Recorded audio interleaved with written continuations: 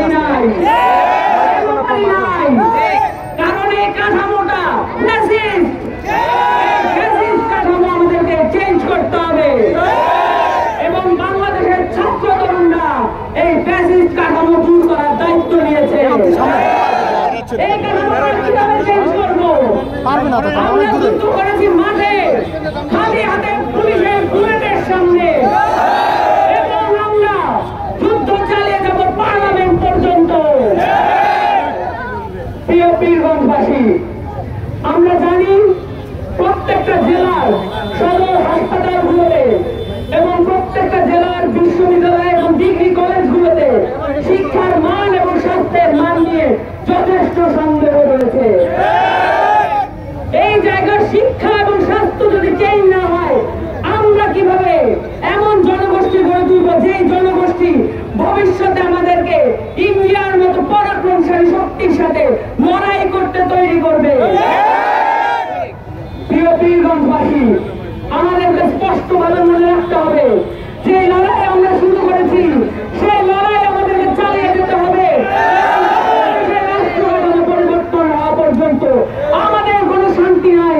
আমরা রাজপথে থাকবো, রাজপথ এনসিপি এবং ছাত্র জনতার দখলে থাকবে।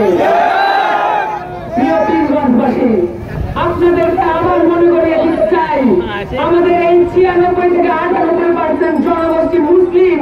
আমাদের উপর দায়িত্ব আছে, আমাদের দেশের একটা মানুষও যদি অভাবে থাকে, অশান্তিতে থাকে, তাকে শান্তিতে রাখার আগ পর্যন্ত আমরা ঘরে ফিরে যাব না। আপনারা সকলে সাক্ষী থাকবেন, এনসিপি আপনাদের সামনে ওয়াদা করছে যে আমরা কখনোই আপনাদের ওয়াদা ভঙ্গ করব না। প্রিয় পীরগঞ্জবাসী, আপনাদের সামনে আমরা তরুণরা এসে উপস্থিত হয়েছি। আপনারা আমাদেরকে দোয়া করবেন, আমাদের সাথে থাকবেন, আর আমাদের কাছ থেকে জবাবদিহিতা আদায় করবেন। যদি আমরা আমাদের ওয়াদা পূরণ না করি, আপনারা আমাদেরকে মসজিদ থেকে নামিয়ে ফেলবেন। প্রিয় পীরগঞ্জবাসী, আপনারা জানেন আপনাদের এলাকায় চাঁদাবাজি কি হচ্ছে নাকি হচ্ছে না? সন্ত্রাস দখলদারিত্ব হচ্ছে নাকি হচ্ছে না? সেগুলো বন্ধ করার জন্য একমাত্র শক্তি কারা? ছাত্র জনতা, নাগরিক এবং এনসিপি সকলে মিলে এমন প্রতিরোধ গড়ে তুলবে, এই শহরের কোন প্রান্তিকে কোন ধরনের সন্ত্রাস, কোন ধরনের দখলদারিত্ব, কোন ধরনের চাঁদাবাজি আমরা মেনে নেব না। আপনারা সকলে এক একজন পাহারাদার, এক একজন প্রতীক্ষাকারী, এবং আপনারা প্রত্যেকটা মানুষকে রক্ষা করবেন।